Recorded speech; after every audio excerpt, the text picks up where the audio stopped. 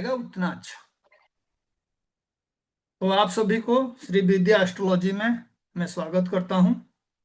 और आज का जो प्रेडिक्टिव एस्ट्रोलॉजी का टॉपिक है वो आपके सामने है, blank chart prediction and importance of राशि। जब आप एस्ट्रोलॉजी में प्लैनेट्स को समझते हैं, राशि को समझते हैं और हाउसेस को समझते हैं तो आप एस्ट्रोलॉजर बन जाते हैं। और इसको समझने के लिए जो भी आपको क्वालिटीज समझना है वो ये है कि सभी के एक यूनिक चार्ट होता है, जिससे उसके पर्सनालिटी के बारे में और जीवन के बहुत सारे पहलुओं के बारे में समझाया जा सकता है और आगे प्रेडिक्शन किया जा सकता है कि उसके साथ लाइफ में क्या होने वाला है, क्या हुआ है।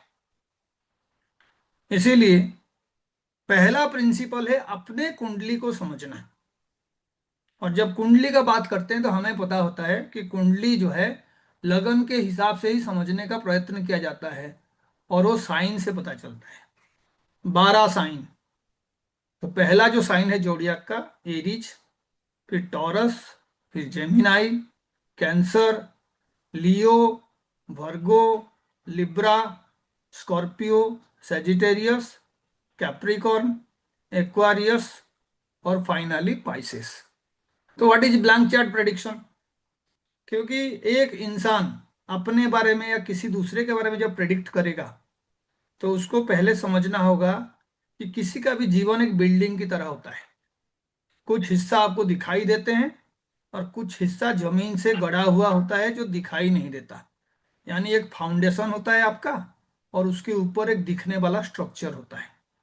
तो ये जो फाउंडेशन है, एक्चुअल में ये साइन उसको रिप्रेजेंट करते हैं, जो 12 साइन है। और यूजुअली हम लोग क्या करते हैं, घर के अंदर की चीजों को ठीक करते हैं। कोई भी रिनोवेशन करना है तो आप तभी तोड़ते हो जब आपको बिल्कुल एक नया घर बनाना होता है। और जीवन जब आपको मिल जाता है, यूजुअली आपको दूसरा ऑप्शन नहीं है कि आप उसको तोड़ के दोबारा बनाओगे। तो इसीलिए यूजुअली आपका फाउंडेशन हमेशा वही रहता है और ऊपर जो स्ट्रक्चर बना है उसी में ही आप चेंजेस कर सकते हो। तो हम देखेंगे जो फाउंडेशन हमें भगवान देते हैं उस फाउंडेशन का एक्चुअल में प्रेडिक्शंस कैसे करेंगे। तो इसको आप अगर एस्ट्रोलॉजी के टर्म पे कहोगे तो ये जड़ और आत्मा का कॉम्बिनेशन है। और हम लोग सारे जड़ आत्मा है। और जो आत्मा का कोई मृत्यु नहीं होता वो परमात्मा है। ऐसे आत्मा का मृत्यु होता ही नहीं है ना। लेकिन जब तक ये जीवन है, शरीर हमारे आत्मा के साथ जुड़ा हुआ है, आत्मा शरीर से अलग नहीं हुआ है, तो हम प्रेडिक्शन करेंगे, उसी को एस्ट्रोलॉजी में यूज करेंगे, अपने कुंडली का विश्लेषण करेंगे और हम समझेंगे कि एक्चुअल में कोई भी अगर पर्टिकुलर लग्न में हम पैदा हुए हैं तो ऐसे कौन से करेक्टर है जो हमारे पास रहेगा। और हमारा नेचर को अगर हम बदलना चाहें, ये बेसिक करेक्टर कैसे आप बदल नहीं सकते हो या बदलना बहुत ही डिफिकल्ट है। तो हम सीधा क्या करेंगे, उसी पे ही जाके चर्चा करेंगे और समझेंगे राशि के हिसाब से कैसे हम लोग एक इंसान के नेचर को समझ सकते हैं। मानिए ये एरीज लग्न का किसी का कुंडली है, तो मैं जो पहले तत्व आपको बताया था उसी के अकॉर्डिंग हम समझेंगे। अगर ये एरीज तत्व है यानी मेष राशि, इसके सूर्य उदय के टाइम में या ये जन्म होने के समय जो भी आपका राशि जोडियाक में था वो लग्न होता है। लग्न को आपको जैसे ही प्लेस करोगे तो आप जहाँ पे ये पिक्चर देख रहे हैं वहीं पे आप हर किसी का लगन पाओगे। जैसे जैसे साइन नंबर बदलेगा तो 12 लगन अलग अलग होंगे। तो बेसिकली हर कोई इनमें से किसी भी लग्न में पैदा हुआ होता है। तो हम उनका चार्ट लेते हैं जो एरीज लग्न के हैं। तो आप देखिए यहाँ पे कॉम्प्लेक्शन लिखा हुआ है, ब्लड रेड कॉम्प्लेक्शन। एरीज के बारे में जब भी बात करेंगे तो यहाँ पे आप देखिए बल्कि बॉडी लिखा हुआ है, या 4 पांव वाला एनिमल है, या स्ट्रॉन्ग ड्यूरिंग नाइट लिखा हुआ है, या ईस्ट डायरेक्शन में रहता है, या रॉयल कास्ट है, वांडर इन हिल्स है। ये सारे आपको पीपीटी में मिल जाएगा। लेकिन हमें समझना क्या है, जब कोई एरीज लग्न का इंसान होगा तो यूजुअली उसको कौन सा गुण जो है डोमिनेट करेगा, रजोगुण। तो आप देखो ये जो रजोगुण का बात मैं कह रहा हूं, ये उसके कौन से फैक्टर पे आ रहा है, ये तीसरा रूल पे आ रहा है, रूल ऑफ ट्रिप्लिसिटी। क्योंकि आपको पता है कि गुण भी 3 होते हैं। क्या क्या गुण होते हैं? रजोगुण होते हैं, तमोगुण होते हैं और सत्य गुण होते हैं ना। यानी जो धर्म को पालने वाले होते हैं, वो आपका सत्य गुणी होते हैं। और जो राजा की तरह जीवन जीना चाहते हैं, रूल्स भी मानते हैं, कई बार जरूरत हुआ तो रूल्स को अपने हिसाब से मॉडिफाई कर देते हैं, दूसरों को कंट्रोल करना चाहते हैं, एंजॉय करना चाहते हैं, वो रजोगुणी है। और तमोगुणी वही है जो किसी भी पर्टिकुलर चीज को पाने के लिए साम दाम दंड भेद, धर्म अधर्म, कोई भी चीज को याद यूज कर सकते हैं, दे आर तमोगुणी। तो ये तीन नेचर फिर से हमारे आ जाएगा। तो यहाँ पे ये रजोगुणी प्लानेट हो गया। और आपको एक पॉइंट यहाँ पे लिखा हुआ है, इसको पूरा ध्यान देना है। Rises with the back end is fiery. Fiery का मतलब अग्नि तत्व वाला है, लेकिन ये राइजेस विद द बैक का मतलब है, जैसे बच्चा पैदा होता है तो हम उसको, उसका गुण को इस तरीके से रिप्रेजेंट कर सकते हैं कि whether the head is coming out first और the leg is coming out first. तो कई बार क्या होता है, जब कोई जातक पैदा होता है तो उसकी क्वालिटीज, उसका head coming out from the mother's body, पहले सर आ रहा है या पहले पैर आ रहा है, उसके बेस पे डिसाइड करने का कोशिश करता है एस्ट्रोलॉजी। तो आप एक बात याद रख लीजिए, कई बार क्या होता है, कुछ हाउसेस ऐसे होते हैं जहां पे हमारा कोई भी प्लानेट नहीं होता, हर किसी के चार्ट में, क्योंकि आपको पता है 9 प्लैनेट्स होते हैं और 12 घर होता है। तो इसीलिए कुछ घर हमेशा खाली रहेंगे। ऐसे घर के क्वालिटीज को समझने के लिए ये जो कॉम्बिनेशन है ना राशि का, उसको आपको याद रखना होगा। तो उसके लिए आपको ये समझना है कि कई बार होता है कुछ राशियां जो शीर्षोदय होता है, सिर का मतलब हेड, तो पहले हेड कम्स आउट। और ऐसे पृष्ठोदय होता है, that means back comes out. और कुछ ऐसे भी राशि हो सकते हैं जहां पे आपका ये कॉम्बिनेशन दोनों हो सकता है। तो आपको याद रखना है, जब भी बेक कम्स आउट, ऐसे वाले राशि अगर खाली है, तो उसका यूजुअली आपके ऊपर नेगेटिव इन्फ्लुएंस होगा। तो कहीं पे भी ये टर्म आए तो आपको याद रखना है कि जहां पे आपका कोई राशि खाली है, उस पे कोई भी प्लैनेट नहीं है, और वो पृष्ठोदय राशि है, तो उसके अंदर कुछ ना कुछ नेगेटिविटी होगा। तो इसका मतलब ये हुआ कि अगर कोई राशि हमारा 6th का लॉर्ड बन गया, 8th का लॉर्ड बन गया, 12th का लॉर्ड बन गया, और साथ में जो है वो किसी तरीके से आपका उसको भी रिप्रेजेंट कर दिया कि वो पृष्ठोदय राशि है, तो फिर उसका नेगेटिव इम्पैक्ट होगा। आगे चल के मैं इससे बात करूंगा। तो अब देखिए, सबसे पहला तो ये काल पुरुष का ही कुंडली है। अगर आप एरीज लग्न में पैदा हुए हैं तो आपके बेसिक नेचर्स जो भी है ना, वो बिल्कुल मॉडिफाइड नहीं है। यानी भगवान ने जब समय का सृष्टि किया था, और जो भी नेचर पृथ्वी के अंदर डाला था या उनके क्रिएशन के पीछे वो नेचर था, you actually imbibe all the natures 100%। जैसे कहते हैं ना, प्यूरिटी वाला बर्थ है ये, प्योर कॉम्बिनेशन से आपका। लेकिन बाद में हम क्या करते हैं, जब जब प्लानेट आके वहां पे बैठ जाता है तो चीजें खराब करता है। जैसे मानिए आप एक तपस्वी हैं, आप साधना करते हैं, पूजा करते हैं, तो जब तक आपके पास किसी तरीके का डिस्ट्रैक्शन नहीं है ना, आप एक बहुत बड़ा महान साधक हैं, बहुत बड़ा महान तपस्वी हैं। और हमारे पूरा जो माइथोलॉजी है ऐसे महान तपस्वियों से भरा पड़ा है। लेकिन बाद में क्या होता है, इंद्र भगवान को डर लगता है कि भाई ये तपस्वी अगर बहुत पावरफुल हो गया तो ये मेरा गद्दी जो है छीन सकता है। एंड देन व्हाट हैपेंस, कभी कोई अप्सरा आके जो है वहां नृत्य करने लगती है, और वो ऋषि अपना पूजा पाठ भूल जाके फिर अप्सरा से शादी कर लेते हैं, और उनका जो एक्चुअल में महात्म्य है, जो उन्होंने महर्षित्व प्राप्त किए हैं, उसमें किसी तरीके का एक जो है, आप कह सकते हैं ऑब्स्टैकल क्रिएट हो जाता है, और वो डेलिबरेटली क्रिएट किया जाता है। तो आप समझ जाइए कि जो प्लैनेट्स आते हैं ना, वो उसी तरीके का कुछ करने के लिए आपके लाइफ में आते हैं। Otherwise you are a very pure soul. आपके जीवन में हर तरीके का सद्बुद्धि, ज्ञान, विवेक और एक्सपीरियंस है, जब तक आपका जड़ात्मा यानी जो आपके सिंपल हाउसेस हैं वो खाली हैं। तो उसको खराब और अच्छा कौन करते हैं, प्लैनेट्स। तो जरूरी नहीं है खाली अप्सरा ही आएंगे, कभी कई बार दोस्त मिल जाते हैं, कई बार अच्छे आपको शिक्षा देने वाले गुरु मिल जाते हैं। तो ये प्लैनेट सारे वही रोल प्ले करते हैं। तो यहां पे देखिए, Aries is the purest soul. लेकिन अब एरीज का बात करने का ढंग कौन सा प्लैनेट डिसाइड करेगा, anybody who can say. Taurus. Hmm, क्योंकि आपको वीनस पता मतलब। होगा कि हाँ जी, वाणी का जो कारक हाउस है वो सेकेंड हाउस है, वाणी। तो नेचुरल टेंडेंसी होगा। लेकिन मानिए यहाँ पे राहु आके बैठ गया, तो राहु क्या करेगा, वो अपने हिसाब से इसको इन्फ्लुएंस करेगा। शनि आके बैठ गया, वो अपने हिसाब से इन्फ्लुएंस करेगा। लेकिन अगर वो प्योर वाला कॉम्बिनेशन है, यहाँ पे किसी तरीके का मैलेफिक का इन्फ्लुएंस नहीं है, तो फिर उस पर्टिकुलर प्लानेट का जो गुण है वो यहाँ पे सबसे पहले झलकेगा, फाउंडेशन वाला गुण। तो फाउंडेशन किसका है? फाउंडेशन जो है वीनस वृषभ का। राशि का है ना, वृषभ राशि का।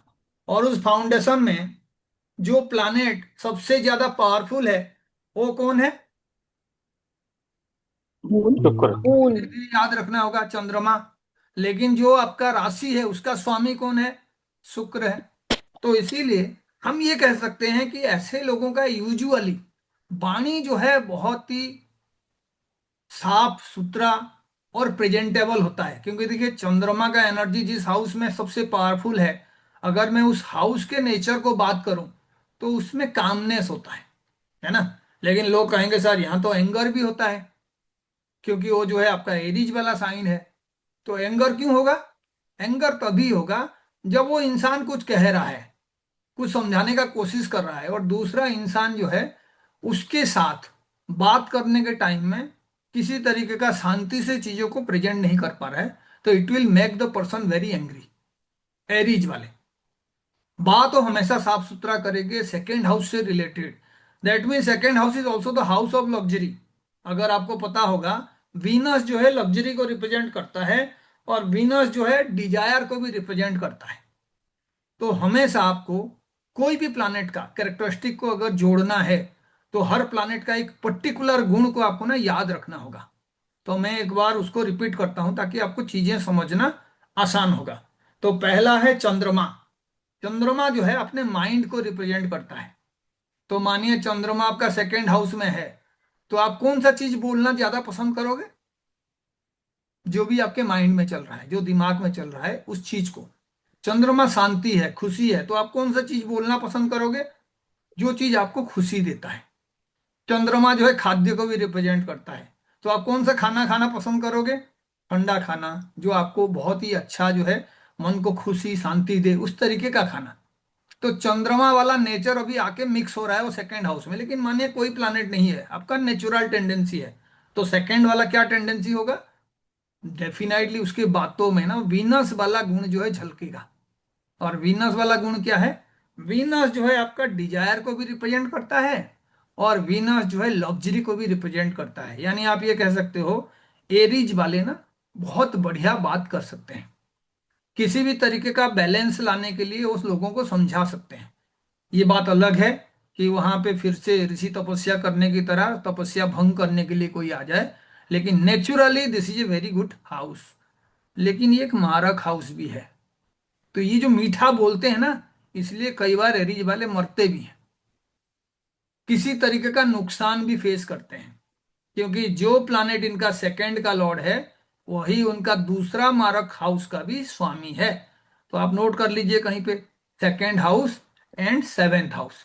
तो आप देखिए इस तरीके का कॉम्बिनेशन जब भी होगा, तो आपको एक चीज डेफिनेटली मिलेगा कि जो भी प्लैनेट्स को आप समझना चाहते हो वो कौन से हाउस का स्वामी है, और आपको फायदा दिलाएगा या नुकसान दिलाएगा।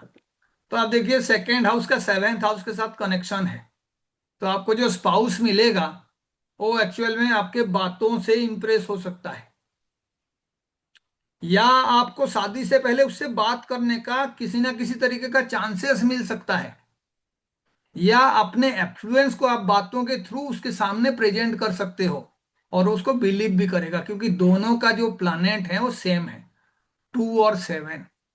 और कॉम्बिनेशन क्या है? अगर मैं वाणी के साथ बात करूं और स्पाउस के साथ, तो कितना दूरी है एक दूसरे का? तो काउंट करना शुरू कर दीजिए। अगर आपको एक्चुअल में आता है तो आप इसको काउंट भी कर सकते हैं। और काउंट कैसे करोगे आप? काउंट आप इसको इस तरीके से कर सकते हैं कि आपका जो हाउसेस है, वो हाउसेस से कितना दूरी पे वो प्लानेट बैठा हुआ है। तो मैं बार बार आपको वही चीज बताऊंगा और आप उसको यूज करेंगे, है ना।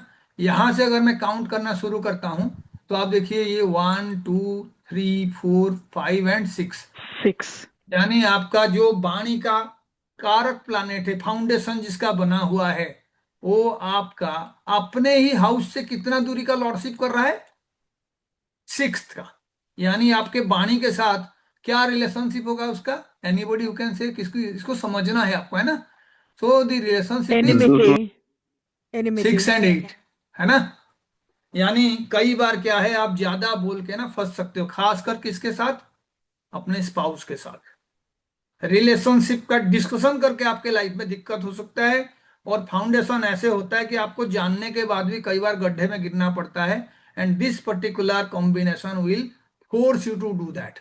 कई बार आप बहुत ईमानदारी के साथ, सच्चाई के साथ अपने लाइफ के बारे में कुछ बताना चाहते हो, और उस बताने के बाद वो एनिमिटी क्रिएट करता है। तो जो ये वाले रिलेशन को समझ गया ना, उसको जो है फिर से आराम से कई चीजें समझ में आएगा कि हाँ, मुझे प्रेडिक्शन कैसे करना है। अब आप देखते हैं कि प्लानेट आके मिक्स होगा तो क्या होगा। तो मानिए एक एग्जांपल के तौर पे मैं दे रहा हूं कि जो सेकेंड हाउस है, यहां पे आके जुपिटर बैठ गया। तो इसको प्रेडिक्शन करना नहीं है, पहले आपको समझना है। फाउंडेशन तो मैंने बनाया था किसका? मैंने टॉरस का फाउंडेशन बनाया था। तो मेरा जो नेचर है बातचीत करने का, या अपने रिलेटिव्स के साथ जो रिलेशनशिप है, या जो मैं खाना खाना पसंद करता हूं, उसमें वीनस वाला टच होना चाहिए। और ये रजोगुणी है तो राजा वाला जो है खाना, राजा वाला बोलना, ये मेरे नेचर में होना चाहिए। लेकिन अभी उस पे आ गया जुपिटर। तो जुपिटर पहले देखना है कि आया कहां से है। तो जुपिटर कौन से हाउस का स्वामी है? नाइन्थ का। और कौन से हाउस का स्वामी है?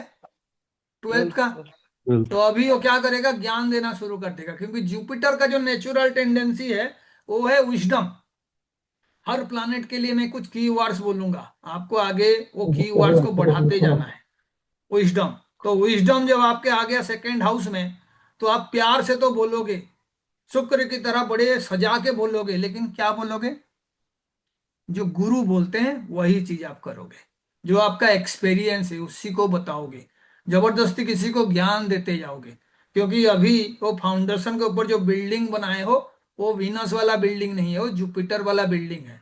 और आप देखिए इससे आपको फायदा होगा या नुकसान होगा? फिर से काउंट करिए। आप जब गुरु बनेंगे तो क्या होगा? 6 8 का रिलेशनशिप ये भी आ रहा है ना? है कि नहीं? काउंट कर दीजिए, देखिए आराम से। अब इसका क्या मतलब हुआ? फिर से जब आप लोगों को अननेसेसरी एडवाइस दोगे, तो आपका खुद का नुकसान होगा। कौन सा नुकसान होगा? Relationship issues. क्योंकि आपका वीनस का दूसरा वाला मारक हाउस भी एक्टिवेट होगा।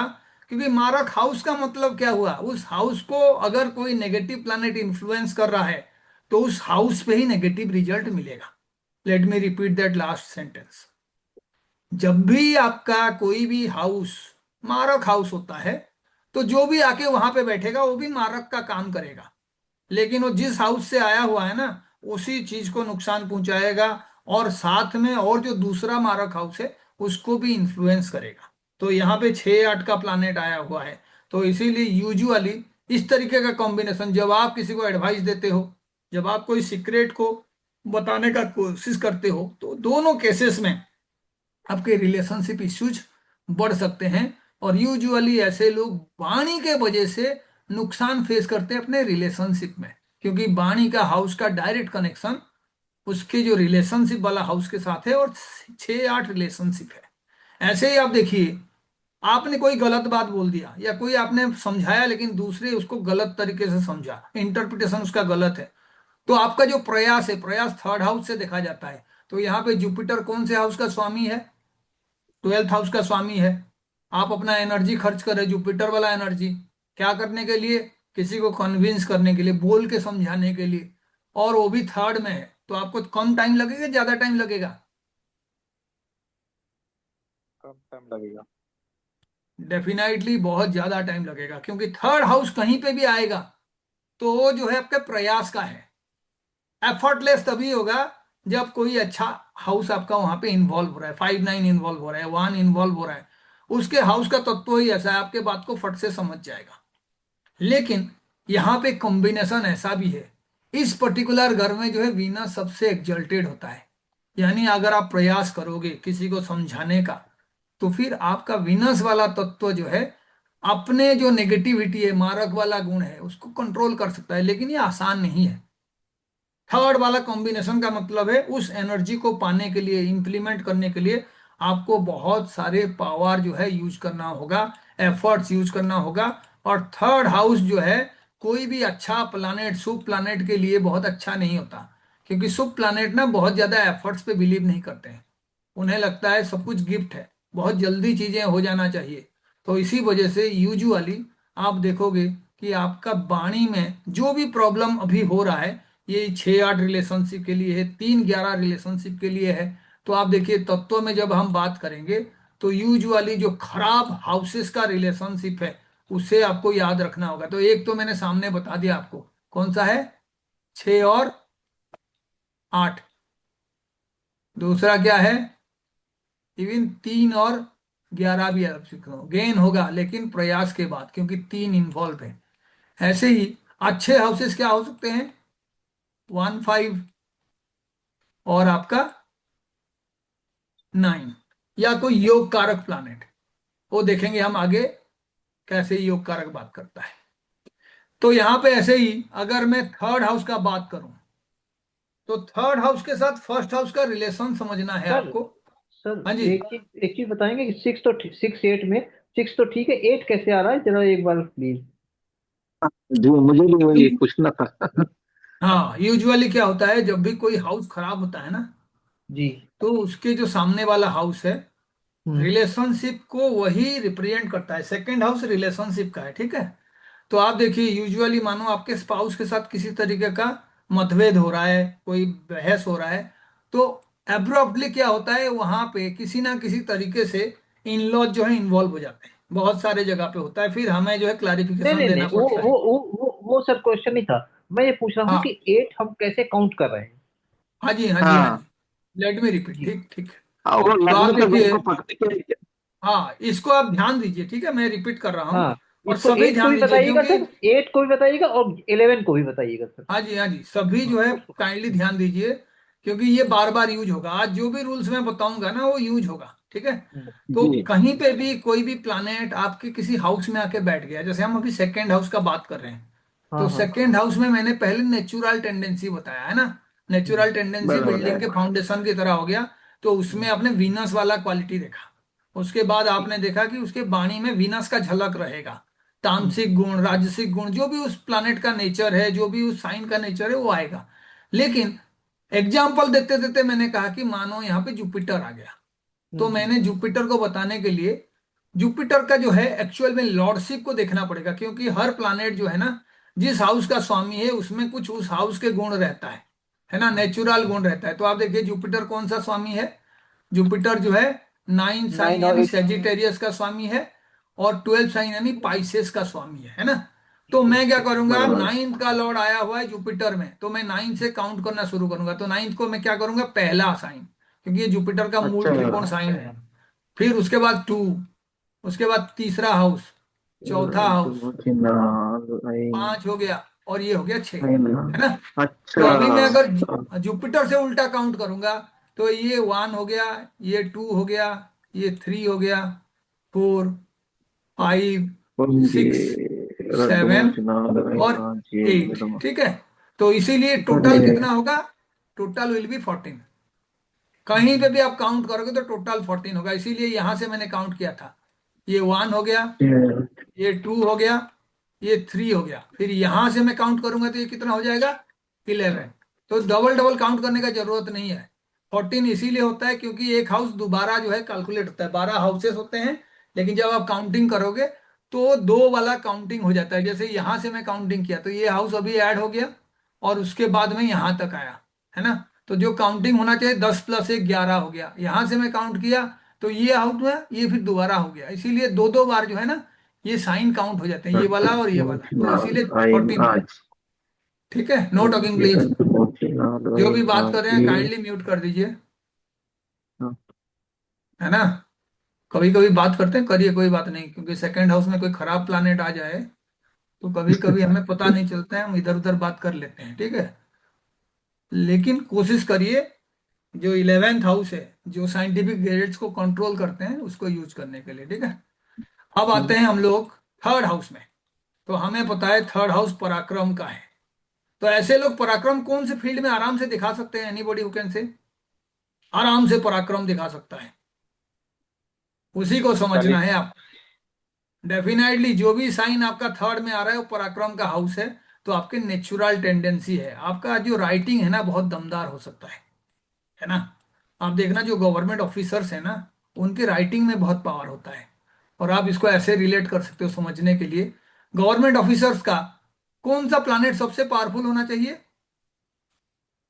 Shani. Sun. Sun. Surya, sun, sorry है सॉरी ना। Sorry sorry. Sun. Surya. Sir सारे सिंपल लॉजिक है सब, ठीक है।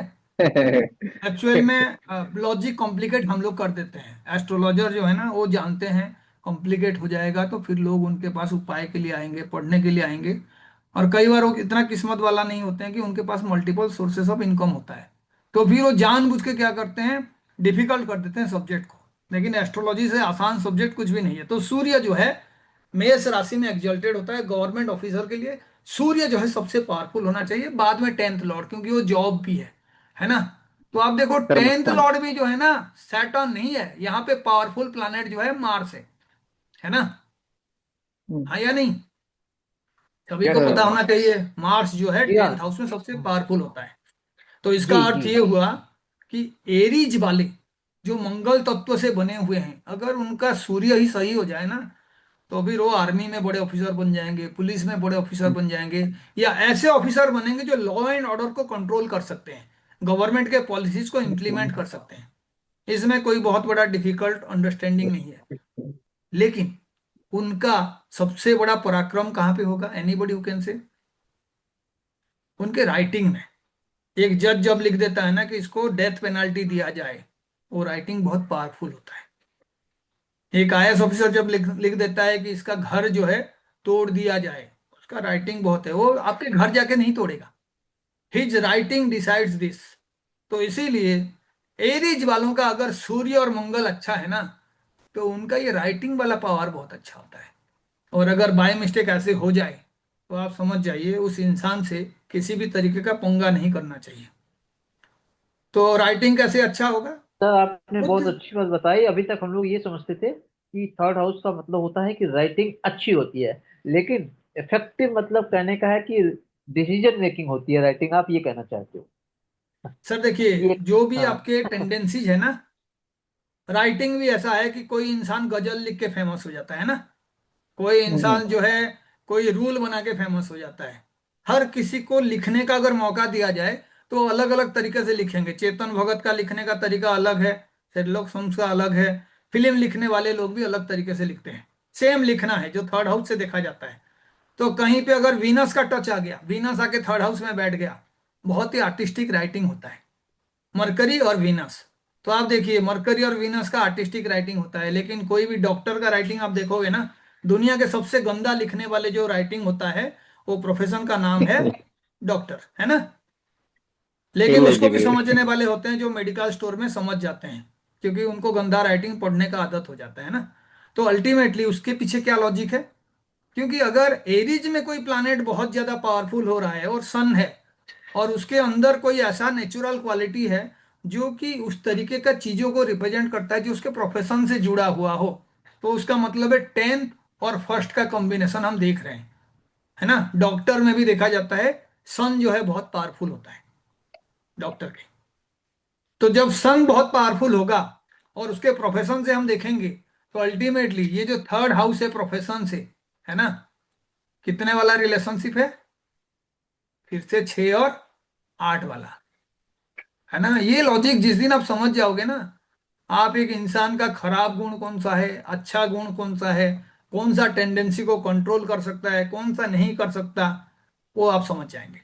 और 8 का मतलब परिवर्तन है। अगर आपने उस टेंडेंसी को परिवर्तन कर दिया तो आपको अच्छा रिजल्ट मिलेगा। और हमेशा आपको देखना है कौन सा प्लानेट है जो एक्चुअल में अपने घर से आके 6-8 का रिलेशनशिप बना रहा है। तो आपको उसमें डेफिनेटली किसी ना किसी तरीके से परहेज करना होगा, आपको बहुत सारे फूंक फूंक के कदम रखने वाला स्थिति बनाना होगा। तो यहाँ पे यही कॉम्बिनेशन है। जो पावरफुल प्लानेट है वो आके क्या कर रहा है, थर्ड में कम्युनिकेशन के लिए अगर इफेक्ट बना भी रहा है तो अपना छाप वो छोड़ नहीं रहा है। यानी अगर मंगल यहाँ पे आ गया तो जो मंगल यहाँ पे बहुत पावरफुल होता है वो एक तरह का कमजोर हो जाएगा, है ना। तो लिखने का जो कॉम्बिनेशंस है वो कॉम्बिनेशंस में ऐसे आपको देखिएगा हड़बड़ाहट में चीजों को लिख रहा है। मंगल का मतलब हड़बड़ाहट होता है, मंगल का मतलब होता है एक्शन। वो जल्दी एक्शन पे बिलीव करता है। तो जब एक्शन आप करोगे तो आप इंटेलिजेंटली सोचोगे नहीं, जबकि आपका थिंकिंग जो है कूल डाउन काम डाउन होना चाहिए। क्योंकि आप देखो यहाँ पे भी जो चंद्रमा का गुण को मुझे समझना है इसी चार्ट से। तो आप बताइए, ये अगर आपका इंटेलिजेंस है, आपका जो है इंटेलेक्ट है, बुद्धि है, तो बुद्धि कहाँ से एक्चुअल में देखा जाता है? मर्क्यूरी से। और जो मन मन को देखा जाता है वो कहाँ से देखा जाता है? मून से। चंद्रमा से। Fourth house. मून से आपका बुद्धि और मन का स्थिति दोनों को कंबाइन करके आप देख सकते हो, है ना। क्योंकि मन के अंदर ही वो बुद्धि वाला फैकल्टी रहता है। बुद्धि के लिए हमने बुद्ध बोल दिया, लेकिन जिसका मन जितना शांत होता है ना, वो एक्चुअल में अपने बुद्ध को उतना अच्छे से यूज कर पाता है। तो आप कॉम्बिनेशन देखिए, इस साइन में ये जो लॉर्ड है इसका ये क्या होता है? कमजोर होता है, इजेंट इट। जो सही सही मंगल है सही। वो इस साइन में कमजोर होता है। यानी जो भी अच्छा मंगल अच्छा, वाला हाँ सही टेंडेंसी है। वाला इंसान होगा उसको क्या हाँ। प्रॉब्लम फेस होगा लाइफ में? इमोशन से। इमोशन से प्रॉब्लम फेस करेगा। घर का स्थिति अच्छा नहीं होगा, कहीं ना कहीं पे उसको ऐसे लगेगा घर छोड़ के चला जाऊं। तो आप देखना, ऐसे लोगों को यूजुअली जिसके मंगल अच्छा होता है, जो आर्मी नेवी पुलिस में जाना चाहते हैं, एक तो उनको बहुत कम एज में जॉब मिल जाता है और बाय डिफॉल्ट तो घर छोड़ के चले जाते हैं। इसका मतलब है जो प्लानेट जहां कमजोर है ना, अगर वो वहीं पे रह के शांति ढूंढेगा तो उसको मिलेगा नहीं। ये एक रिमेडियल मेजर है। जो भी प्लानेट जिस हाउस में वीक होता है वो एक्चुअल में उस हाउस को नेगेटिव रिजल्ट ही देता है। ये कॉमन अंडरस्टैंडिंग है। और सारे रिजल्ट्स आपके फर्स्ट हाउस के साथ रिलेटेड हैं। क्योंकि आपका फर्स्ट हाउस जो है एक्सपीरियंस करेगा। आप वो जीवात्मा हो जो सारे प्लानेट के रिजल्ट को फेस करोगे, लेकिन आपका खुद का जो मेंटल टेंडेंसी है उसका कंट्रोलर जो है मंगल है। और मंगल जहां कमजोर होगा वो आपका लो पॉइंट्स है। अभी मैं कहूंगा, चलिए बताइए यहाँ पे इसके जॉब का क्वालिटी क्या होगा।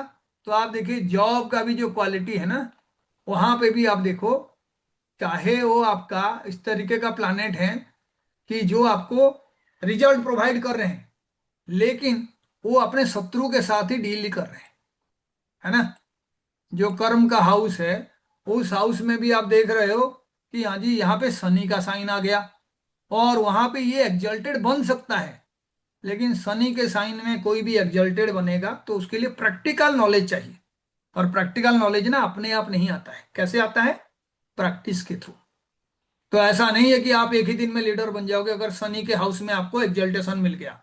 शनि आपको पहले 10 साल 5 साल 8 साल काम कराएंगे, चाहे वो मंगल ही क्यों ना हो। शनि का जो पावर है ना वो रिजिलियंस पावर है। आप उनके साथ लड़ाई करते रहोगे। कई ऐसे राक्षसों का नाम आप सुने हो जिसके साथ भगवान विष्णु लड़ते रहते थे 10,000 साल 20,000 साल।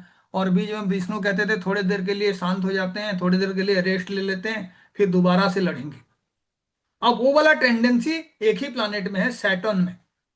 वो अगर किसी को रिजल्ट देना है तो प्रैक्टिकल रिजल्ट ही देंगे। इसीलिए यूजुअली देखा जाता है शनि जब किसी के बहुत ही स्ट्रेटेजिक हाउसेस में होता है, वो लोग अगर सोचते हैं कि मुझे बहुत बड़ा जॉब एक साथ मिल जाएगा, मैं आराम से एक ही दिन एक ही झटके में जो है उस पोजीशन में पहुंच जाऊंगा जहां से मैं कईयों को कंट्रोल कर सकता हूं, तो वो दिन में सपने देख रहे हैं। ऐसे लोगों को मैं रिमेडीज में भी बार बार कहता हूं कि आप एक काम करिए, आप ना कोई भी जॉब कर लीजिए, शनि खराब है। तो आप इसी के अकॉर्डिंग यहाँ पे देखिए, ये जो कर्म के स्वामी है यहाँ पे वो एग्जल्टेड हैं, एक्शन ओरिएंटेड हैं। लेकिन ये आराम से नहीं होगा, ये प्रैक्टिकल एनर्जी यूज करने के बाद होगा। इनको कोई पहले से ही लाके ऑफिस में नहीं बिठा देगा, let be the head of the institute. वो कहेगा भाई आप पहले साबित करो, आप एक कॉन्सिस्टेंट रिजल्ट प्रोवाइड करो।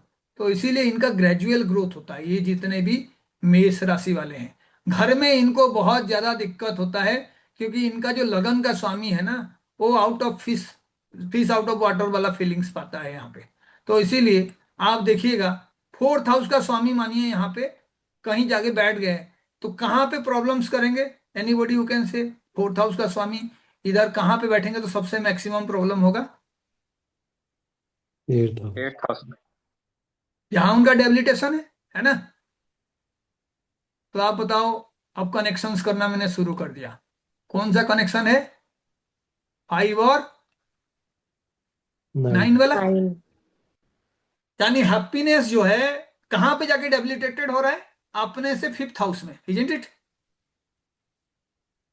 और 8th हाउस से रिलेटेड हाउस में ही डेबिलिटेटेड हो रहा है। ऐसे लोगों का यूजुअली ऐसा कुछ लाइफ में पहलू होते हैं जिनके बारे में अगर आपने तार छेड़ दिया तो उनसे दुखी कोई हो ही नहीं सकता है। सिक्रेटिव हाउस है, सिक्रेसी यूजुअली वो कोशिश करते हैं करने के लिए।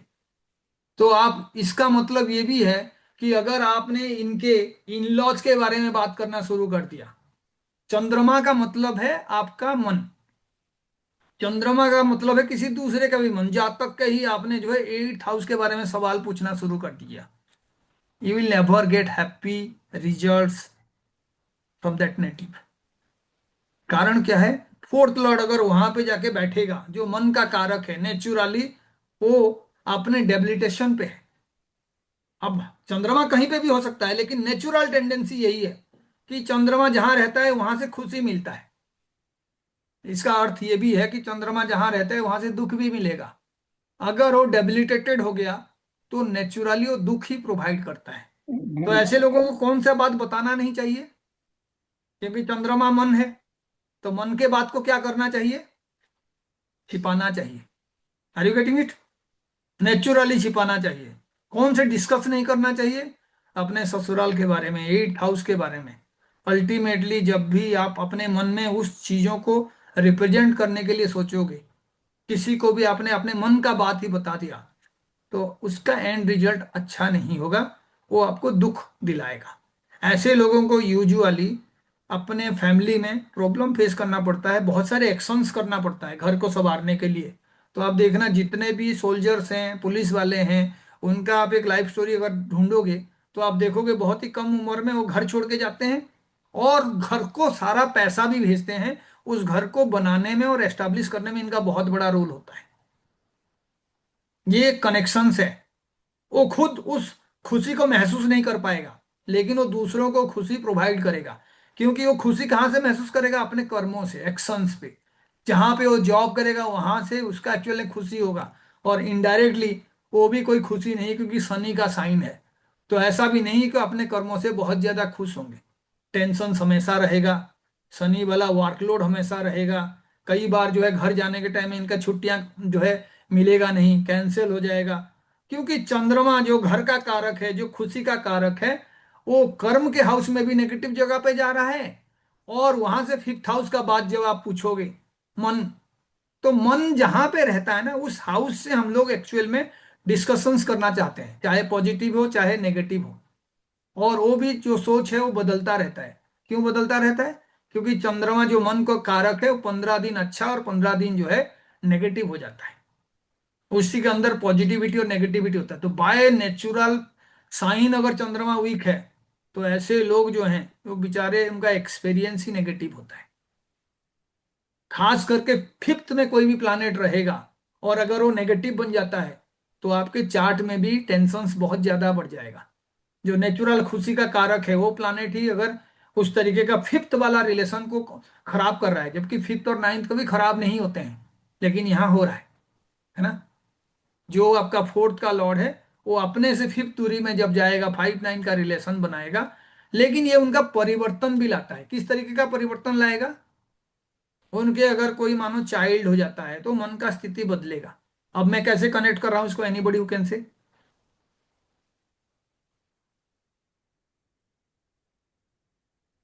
क्योंकि 4th हाउस जो है अगर मन को रिप्रेजेंट कर रहा है, मन का कारक घर है, वहां से 5th, तो मन किसके साथ रिलेट हो गया? बच्चों के साथ, चाइल्ड अपने में। स्किल के साथ, अपना क्रिएटिविटी के साथ, लव रिलेशनशिप के साथ। और वहां पे वो डेबिलिटेटेड भी हो रहा है। तो ऐसे लोगों को धोखा मिलता है ये सारी चीजों में। यूजुअली बच्चे भी जो है बहुत ज़्यादा जो है बात मानने वाले नहीं होते हैं, या उसका हेल्थ इश्यूज होता है, कोई लव रिलेशनशिप है, तो वो भी किसी तरीके के नेगेटिव माहौल में जाता है और उसके लिए वो मन से परेशान भी होते हैं। अब मुझे इसको कनेक्ट करने के लिए और कुछ चीजें जो है आगे बताना है। जैसे मानिए मैं कहूंगा इनके एनिमीज जो है किस तरीके के होंगे। अब अलग बात है कि एनिमी के हाउस में कोई प्लानेट आ रहा है तो वो अपना रंग रूप वहां पे प्रोवाइड करेगा, लेकिन एनिमीज कैसे होंगे? एनीबॉडी हु कैन से?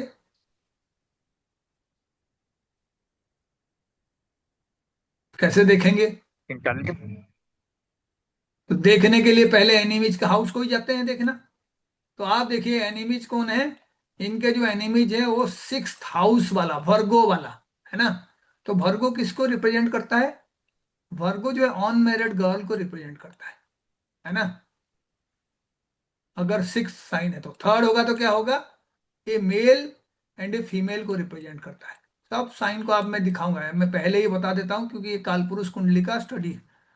तो आप देखिए यूजुअली कौन इनका दुश्मन बन सकता है नेचुरली? किसी के साथ लव रिलेशनशिप होगा तो there can be chances of enmity if this spouse is of immature age. क्योंकि जो बुद्ध का एक्चुअल टेंडेंसी है ना वो यूथफुलनेस को भी बताता है। तो यंग लोगों से इनका दुश्मनी हो सकता है नेचुरली। उसके बाद यही जो प्लानेट है ये और भी कौन से हाउस का स्वामी है? थर्ड का स्वामी है। तो अपने भाई बहन के साथ भी, खास करके बहनों के साथ इनका किसी तरीके का रिलेशनशिप इश्यूज हो सकता है नेचुरली। क्योंकि मरकरी वाला टेंडेंसी, जो जितना बुद्धिमान लोग होंगे तो ऐसे लोगों को किसके साथ एक्चुअल में दुश्मनी नहीं करना चाहिए? जो मर्क्यूरी रिलेटेड प्रोफेशन में है, सिक्स्थ हाउस से रिलेटेड प्रोफेशन में है, यानी कोई डॉक्टर हो गया या कोई लॉयर हो गया, ऐसे लोगों के साथ इनका एनिमिटी हो सकता है। अपने भाई बहन के साथ एनिमिटी हो सकता है। और जब भी किसी तरीके का एनिमिटी होगा तो आप रिलेशनशिप को फिर से समझिए, वहां से गेन होगा या नहीं होगा आपको जानना है एनिमी से। तो आप कैसे देखोगे? जब आप सिक्स हाउस से देखोगे तो यहां से 3 3 6 3 9 1 10 काउंट कर दो। यानी जो एनिमी को रिप्रेजेंट करने वाला प्लानेट है मर्क्यूरी, वो और कौन से हाउस का स्वामी है? 10th का। तो इनके कर्म में होगा, वो हेल्प भी करेंगे उन लोगों को, उनके लिए काम भी करेंगे और एंड में उनके लिए दुश्मनी भी होगा। 10th का मतलब रेस्पॉन्सिबिलिटी है। जिसका आप रेस्पॉन्सिबिलिटी लोगे वो लाइफ में आपको कभी ना कभी नुकसान पहुंचाने का कोशिश करेगा। और अगर आपने इस चीज को एक इंटेलिजेंट इंसान की तरह कंट्रोल नहीं किए तो चीजें आउट ऑफ प्रोपोर्शन बढ़ भी सकता है। और यहाँ पे बुध जो है कोई अच्छा प्लानेट है नहीं। एनीबॉडी हु कैन से व्हाई? क्योंकि बुध जो है दो खराब घर का स्वामी है, थर्ड का भी स्वामी है और सिक्स का भी स्वामी है। तो नेचुरली ऐसे लोगों को एनिमिटी नहीं करना चाहिए। और जहां पे दुश्मनी को छोटे कॉम्बिनेशंस में, कंडीशंस में अवॉइड किया जा सकता है उनको वो चालाकी से करना चाहिए। लेकिन ये लोग चालाक नहीं होते हैं। ये लोग जो है बहुत ज्यादा सेंटिमेंटल होते हैं। चंद्रमा ऐसे भी जो है इनका फोर्थ हाउस का स्वामी बन के लगन के साथ बहुत अच्छा रिलेशनशिप बनाता नहीं है। क्योंकि आपको पता है मंगल का जो टेंडेंसी है और जो चंद्रमा का टेंडेंसी है वो यूजुअली डेबिलिटेशन रिलेशन को भी बताता है। तो इसी वजह से यूजुअली ये लोग बहुत ज्यादा एग्रेसिव होकर ना बहुत जल्दबाजी में कुछ काम कर लेते हैं and they suffer in relationship. मैं बहुत सारे एरिज वालों को देखा हूँ जो शादी के बाद उनका डिवोर्स हो जाता है या जो है कई साल तक एक दूसरे से दूर रहते हैं। And that is also true for the other sign of Scorpio, जो मंगल का दूसरा साइन है। क्योंकि जो आपका लॉर्ड है ना वो डेफिनेटली कभी जो है बाधक बन जाता है, कभी जो है आपको प्रॉब्लम क्रिएट कर सकता है। क्योंकि आपके एक साइन में उसका एक्चुअल एनर्जी जो है वो कम हो जाता है। और उसी साइन में कम होने का मतलब है कि मेष का भी मैं बात करूं तो फिर से 6 8 वाला रिलेशनशिप हो जाएगा। और जो भी प्लैनेट्स इस तरीके का रिलेशनशिप पे रहते हैं वो यूजुअली आपको पॉजिटिव और नेगेटिव दोनों रिजल्ट्स देते हैं। डिपेंड करता है आप उनको कैसे यूज कर रहे हो। तो आप देख लो वीनस के लिए, वीनस भी अगर किसी को बहुत ही अच्छा रिजल्ट देगा तो बुरा रिजल्ट भी देगा। क्यों? एनीबॉडी हु कैन से? मारक क्या बनता मारक कारण है। है? होने पर, मारक होने मारक पर। तो सिर्फ मेष के लिए हो गया ना। हम्म। मारक जो है वो मेष के लिए हो गया, फिक्सेड काटने रिलेशनशिप के लिए में मारक सभी है। टू सब। लेकिन आप उसको काउंट करेंगे तो फिर पता चल जाएगा कि वीनस का भी जो दोनों साइन है ना, एक दूसरे से कौन सा रिलेशनशिप बनाते हैं? 6 और 8 6 8 का। का सिक्स का। रिलेशनशिप बनाते छः हैं। आठ जो 6 8 समझ गया वो आधा हम्म। एस्ट्रोलॉजी समझ जाएगा। 6 और 8, इसका मतलब आप चाहे जितना मीठा बोलो, दुश्मन आपके बनेंगे ही बनेंगे। ये दो यहाँ पे आ गया, मानो दोनों आपके पर्सनालिटी पे आ गया, तो यहाँ पे 7 आ जाएगा, है ना। तो ये दुश्मन ठीक है। बनाएगा, आप पर्सनालिटी की वजह से दुश्मन बनेगा। आपको पता ही नहीं है वो आपको गुस्सा क्यों करता है। कारण पता चला कि आप जो खुशी से रह रहे हो, लग्जरियस लाइफ जो मेंटेन कर रहे हो ना, दूसरे के परेशानी का कारण वही है। वो रिलेशन ही ऐसा है। तो ये देखिए 2 और 7 वाला रिलेशन, और ऐसे ही जो आपका मंगल का रिलेशन है 1 और 8 वाला रिलेशन, इसका हम्म। गुप्त शत्रु बहुत होंगे मंगल वाला, है ना। क्योंकि अगर एरीज हो गया तो खुद ही जो है अपने क्लैन का दुश्मन बन सकता है, या अपने जो अपने फैमिली से ही कोई उसका दुश्मन बन सकता है। क्योंकि एट्थ जो है ना किसी तरीके से क्लैन को रिप्रेजेंट करता है, एंसेस्टर्स को रिप्रेजेंट करता है। तो कई रिलेशनशिप अपनों में ही जो है नुकसान करने वाला वो होता है ना।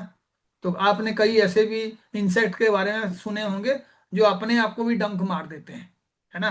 तो हम्म। कई बार उस तरीके का एग्जाम्पल आपको स्कॉर्पियो में मिल जाएगा, है ना। वो अपना नुकसान कर लेते हैं, उन्हें पता ही नहीं चलता है, गुस्सा इतना अनकंट्रोलेबल होता है कि कई बार अपना नुकसान कर देते हैं। यूजुअली जो दूसरों को नुकसान पहुंचाने के लिए जितना ज्यादा पावरफुली सोचते हैं ना, उनका खुद का नुकसान उतना होता है।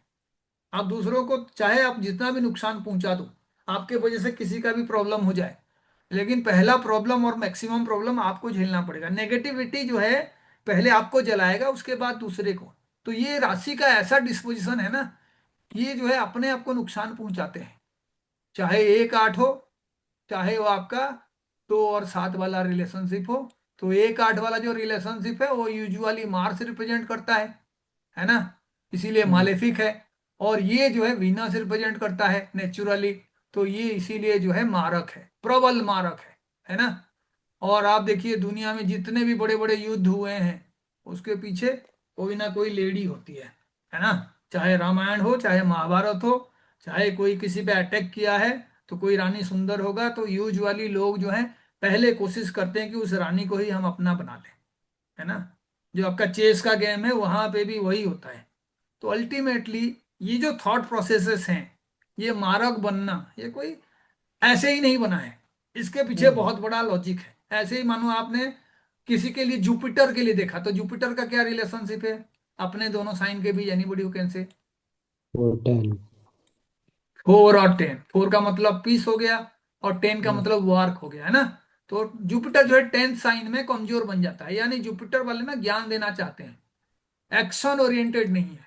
जुपिटर का सबसे बड़ा प्रॉब्लम है एक्शन ओरिएंटेड नहीं है। इसीलिए आप देखना जिन लोगों को इकोनॉमिक्स बहुत बढ़िया आता है, जो इकोनॉमिक्स के प्रोफेसर्स होते हैं, वो दुनिया में गरीब होते हैं, है ना।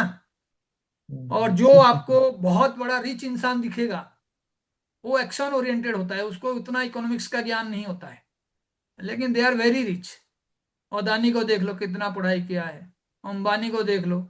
तो अल्टीमेटली ये लॉजिक कभी फेल नहीं होता। जो भी आपका एक्सिस में एनर्जी बढ़ जाता है, उसके ऑपोजिट में आपका एनर्जी कम हो जाता है। तो आप देखो जुपिटर का मतलब ज्ञान है, 4th एक्सिस, और ये है कर्म। तो अल्टीमेटली आप देखना इतिहास में आपने या अपने पुराण में जितने भी मुनि ऋषि देखे हैं ना, वो यूजुअली जो है फाइनेंशियली वीक होते हैं, है ना।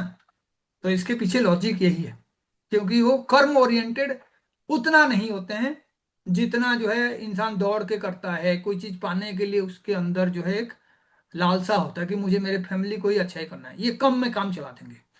चलो जी इतना मुझे नहीं चाहिए, संसार माया है, कोई मुझे ऐसे चीज नहीं चाहिए जिससे एक्चुअली मेटेरियल गेन हो, क्योंकि 10th हाउस मेटेरियल गेन का हाउस है।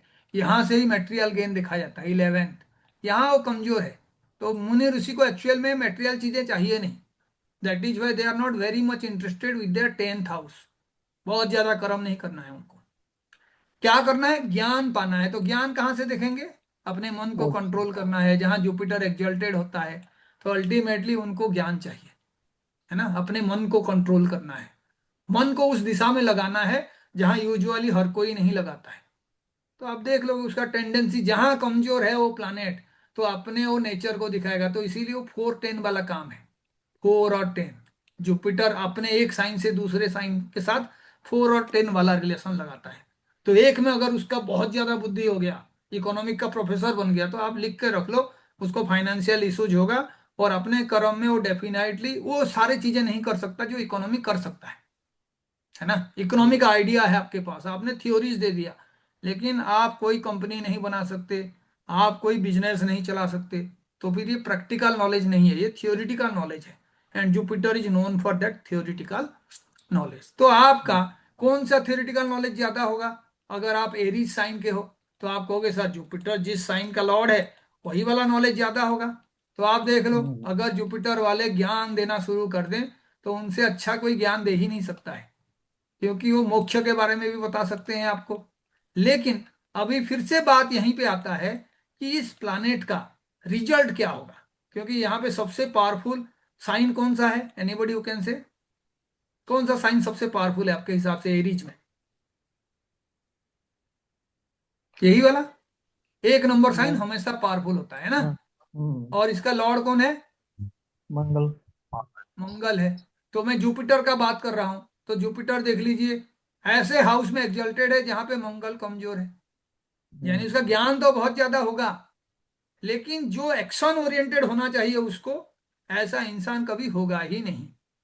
तो जुपिटर वाले साइन में ये कॉम्बिनेशन आपको मिल जाएगा। फिर से देखो हैप्पीनेस के साथ क्या रिलेशनशिप है जुपिटर का? अगेन 6 और 8।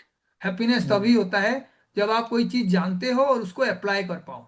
जैसे 4 लोग थे, उन्होंने जो है कैसे अस्थियों को सजाना है, कैसे उसके अंदर रक्त भरना है, कैसे एक मरा हुआ शेर को जिंदा कराना है, सब जानते थे।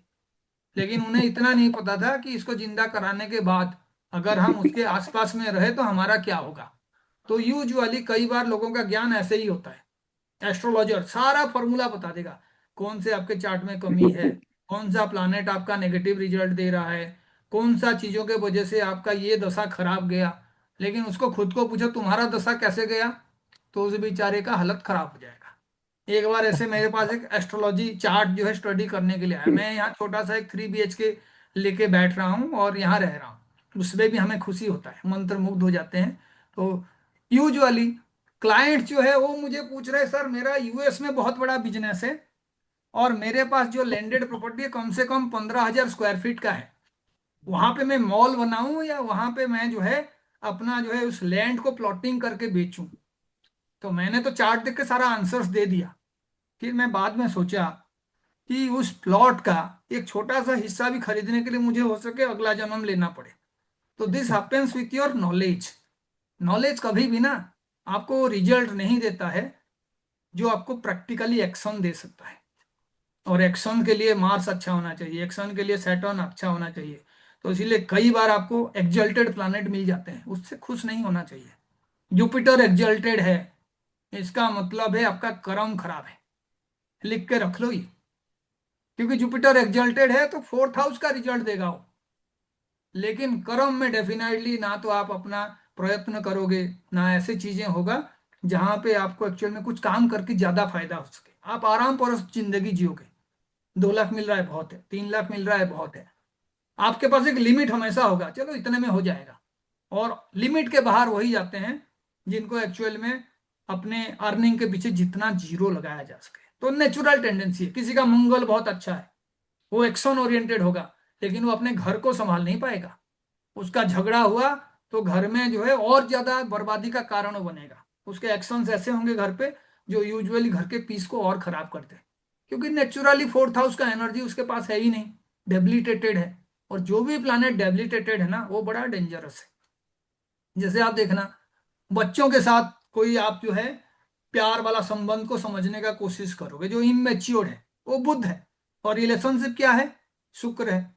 तो आप देखना यूजुअली बहुत चालाक जो लोग होते हैं जिनमें बुद्ध का टेंडेंसी होता है वो लव में फेल्योर होते हैं, और जिसका शुक्र का टेंडेंसी बहुत ज्यादा होता है वो बुद्धिहीन होते हैं।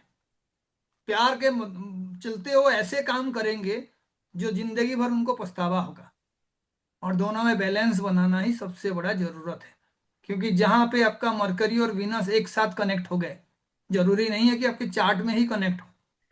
आपका मानिए मरकरी जो है सिक्स्थ लॉर्ड है और जाके ट्वेल्थ में बैठा हुआ है, तो हाउस ऑफ प्राइवेसी में बैठ गया, और रिलेशनशिप में प्राइवेसी रहना चाहिए, लेकिन मरकरी एक बच्चा है, तो उसको प्राइवेसी से कोई मतलब नहीं है।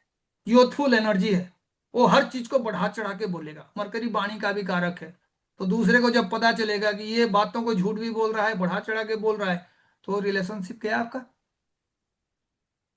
कई बार क्या होता है, दोनों एनर्जी आपको एक साथ मिलेगा नहीं। आप बहुत ज्यादा सुंदर हैं, वीनस आपका बहुत पावरफुल है, मर्क्यूरी आपका पावरफुल होगा नहीं। और मैं पावरफुल उसको कहता हूं जो प्रैक्टिकली उसको यूज कर पाए। चार्ट में हो सकता है, क्योंकि ये सिंपल मैथमेटिक्स है। कभी ऐसा भी हो सकता है कि वीनस जो है ट्वेल्थ में रह जाए और मरकरी जो है वो सिक्स्थ में रह जाए, तो दोनों एक्सल्टेड हो गए। लेकिन जब देखोगे आप तो आपको पता चलेगा वीनस एक्सल्टेड है, वो आपको घर दिला रहा है, खर्च करने का कैपेबिलिटीज दिला रहा है, सुंदर नहीं बनाएगा। तो कोई ना कोई कमी आपको उसमें दिखेगा ही दिखेगा। और जो लॉ ऑफ बैलेंस को समझते हैं ना, वो एस्ट्रोलॉजी को बड़े आराम से बोल सकते हैं। जैसे मैं कहूंगा कि इस इंसान का हायर स्टडीज किस तरीके का होगा, नेचुरल टेंडेंसी क्या होगा, तो आप देखो हायर स्टडीज के बारे में बात करेंगे तो किसको देखेंगे, चार्टर जुपिटर। को। नाइन्थ हाउस नाइन्थ को हाउस। देखेंगे। तो नाइन्थ हाउस कौन से स्वामी है, और जुपिटर। भी एक हाउस का स्वामी है ना, ट्वेल्थ यस। हाउस का। तो इसीलिए वो एक खराब हाउस का स्वामी है और एक अच्छा हाउस का स्वामी है, तो ऐसे ही मिक्स रिजल्ट हो गया। बात समझ रहे हैं, खराब हाउस का स्वामी और अच्छे हाउस का स्वामी। टेंडेंसी देखो, इसमें कौन सा टेंडेंसी होगा, इसमें मेल टेंडेंसी होगा। इसमें कौन सा टेंडेंसी होगा, इसमें फीमेल टेंडेंसी होगा, क्योंकि ये इविन और साइन है और ये इविन साइन है। अब चर राशि और द्विचर राशि का स्वभाव भी देखते हैं। फिक्स माइंडेड है, फ्लेक्सिबल माइंडेड है, या कभी भी जो है किसी भी साइड ले सकता है। तो मैं उसी नेचर को स्टडी करूंगा। तो बताओ ये वाला कौन सा साइन होगा, this is dual dual. Sign है ना। क्योंकि 1 2 3 का कैलकुलेट करिए, जैसे आपका पैरेट में होता है ना 1 2 3, तो ऐसे ही आपका होगा। पहला वाला चर होगा, दूसरा वाला स्थिर होगा, तीसरा वाला जो है द्विचर होगा, डुअल होता डुएल, है ना। तो यहाँ पे ये अच्छा। डुएल नेचर आ गया, मेल और फीमेल दोनों टेंडेंसी आ गए। और ये वाला कौन सा होगा लास्ट में, ये भी आपका ये भी डुएल डुअल हुआ। है ना। हाँ। तो जब डुएल हो गया, तो हायर एजुकेशन का जो आपका लॉजिक है ना, यहाँ पे वो दोनों मिक्स रिजल्ट को ही प्रोवाइड करेगा। तो they are usually going to have average higher education. आप जब इनका स्टैटिस्टिक्स बनाओगे तो बहुत हाईली एजुकेटेड लोग आप मिलेगा नहीं आपको। और आप देखना यूजुअली जो मंगल अच्छा होता है जिनका, टेक्निकली जो बहुत ज्यादा साउंड होते हैं, या जो आपका सूर्य का भी गुण उनमें अच्छा होता है, ऐसे लोगों का एजुकेशन बहुत हाई स्टैंडर्ड का नहीं होता है। सबसे हायर एजुकेशन किसका होता है, जुपिटर नाइन्थ हाउस वालों का। का, है ना। जुपिटर का, हाँ। जुपिटर वालों का, जुपिटर अच्छा है तो उनका हायर एजुकेशन बहुत होगा। लेकिन वो बेचारे अपने कर्मों से खुश नहीं होते हैं।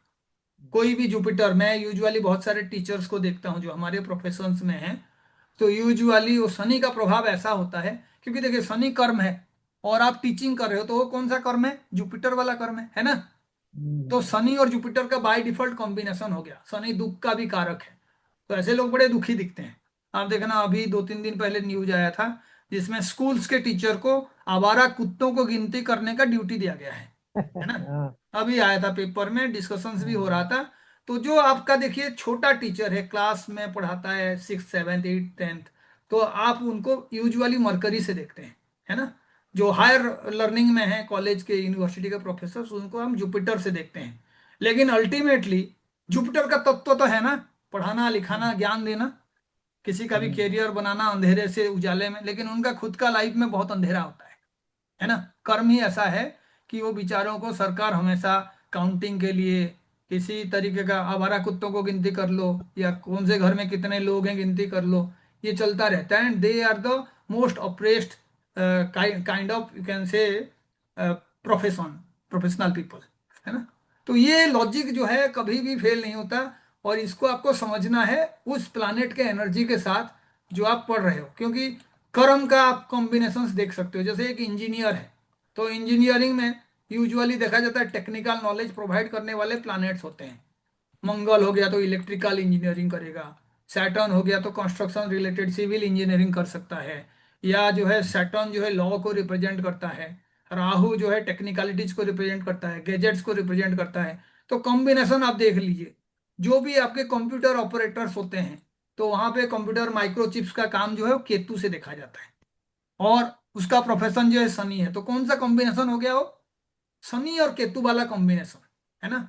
और शनि केतु का कॉम्बिनेशन का मतलब इनको नींद ढंग से होगा नहीं, है ना। दिन का काम रात को करेंगे, रात का काम दिन को करेंगे, वो बेचारा जो है लाइफ बहुत ही हपाजार्ड होता है, क्योंकि केतु हपाजार्डनेस का कारक है। तो आपको एस्ट्रोलॉजी थोड़ी देखना है, उस इंसान का प्रोफेशन जो रेगुलरली कर रहा है ना, वहां से आपको पता चल जाएगा कि अल्टीमेटली उसमें बेसिक टेंडेंसीज किसका है।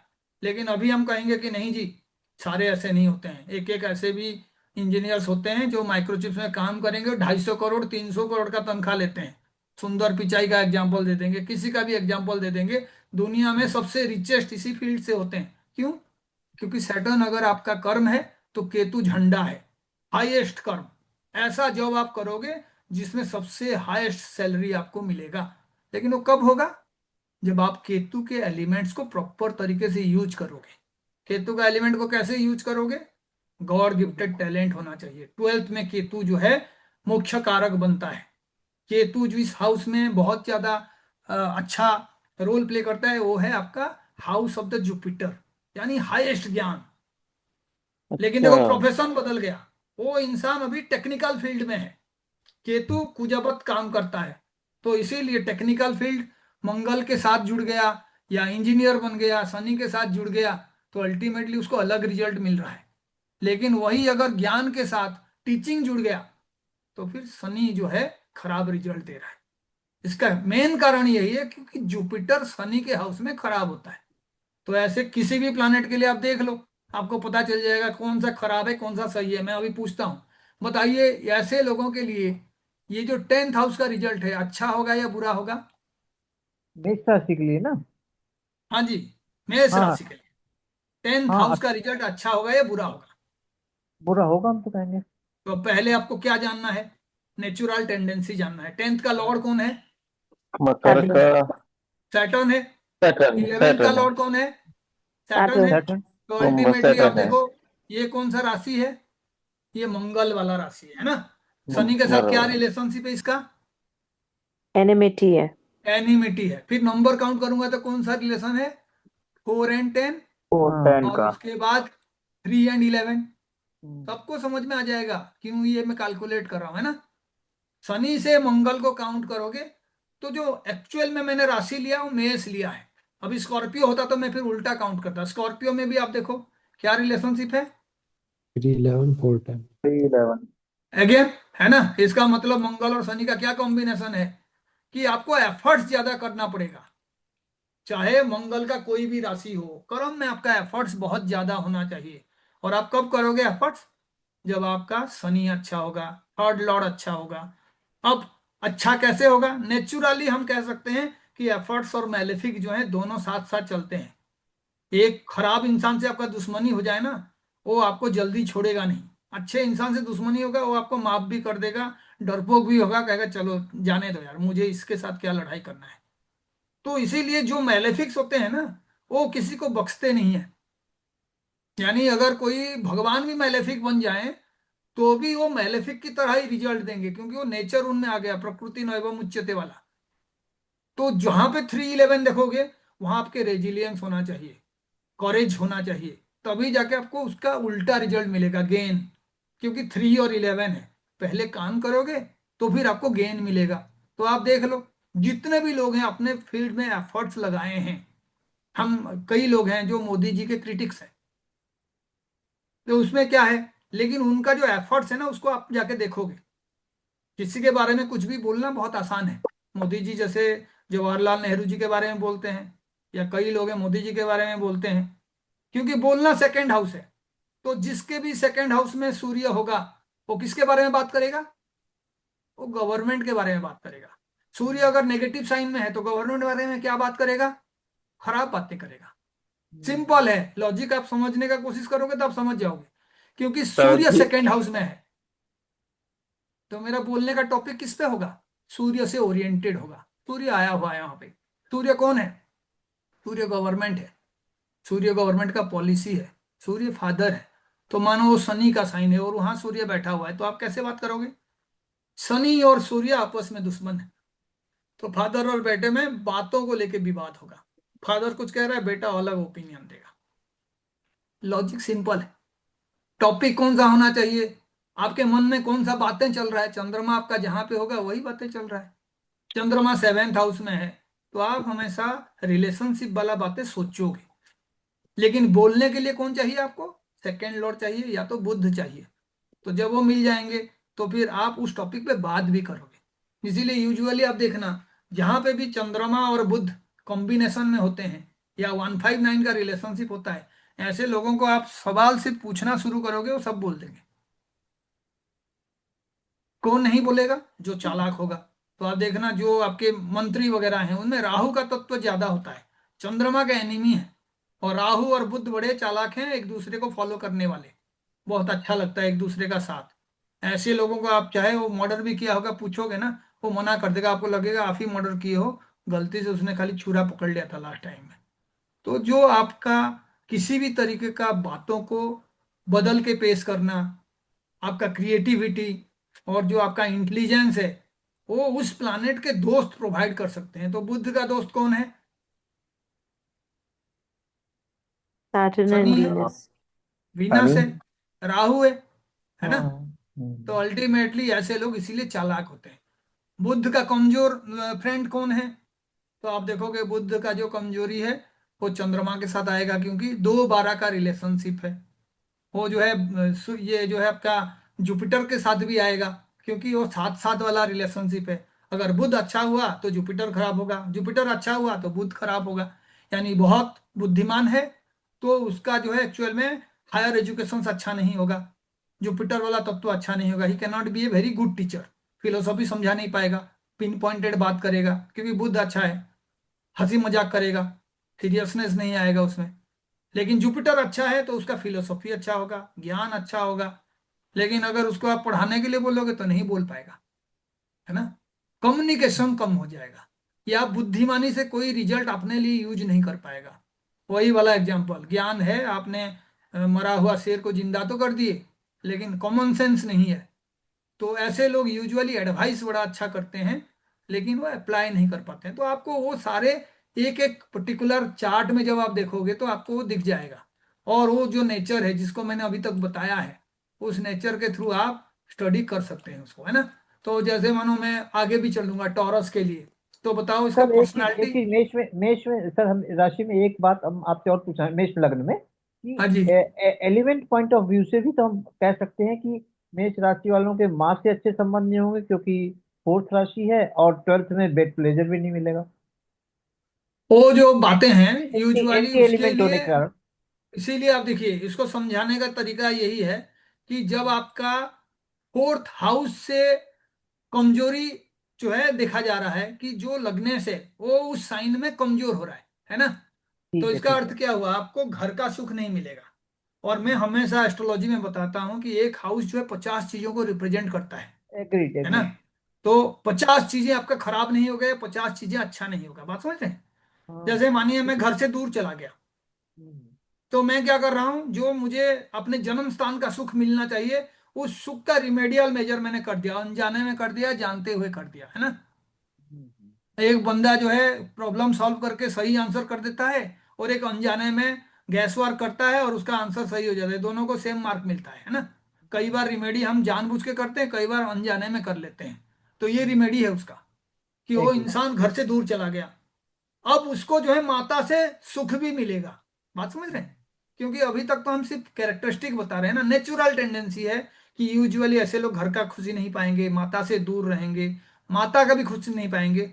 लेकिन इसका अर्थ ये नहीं है कि माता का दुख का कारण वही होंगे। वो तभी बनेगा जब वो कॉम्बिनेशन आ जाएगा कि राहु आके बैठ गया चंद्रमा के साथ, राहु का हाँ एस्पेक्ट आ गया चंद्रमा के साथ, राहु 4th हाउस में बैठ गया। बात समझ रहे हैं? वो तो, हाँ ठीक है, ठीक है। हाँ, तो आप कलर पे तभी जाके जाओगे। पहला जैसे हम घर पेंट करते हैं ना, तो व्हाइट कलर होता है। एशियन पेंट्स में जब हम कलर बनाने जाते हैं तो कलर कोडिंग होता है। फिर हाँ। उसमें 2 ड्रॉप ग्रीन पड़ जाता है, 3 ड्रॉप येलो पड़ जाता है, फिर एक नया कलर हो जाता है ना?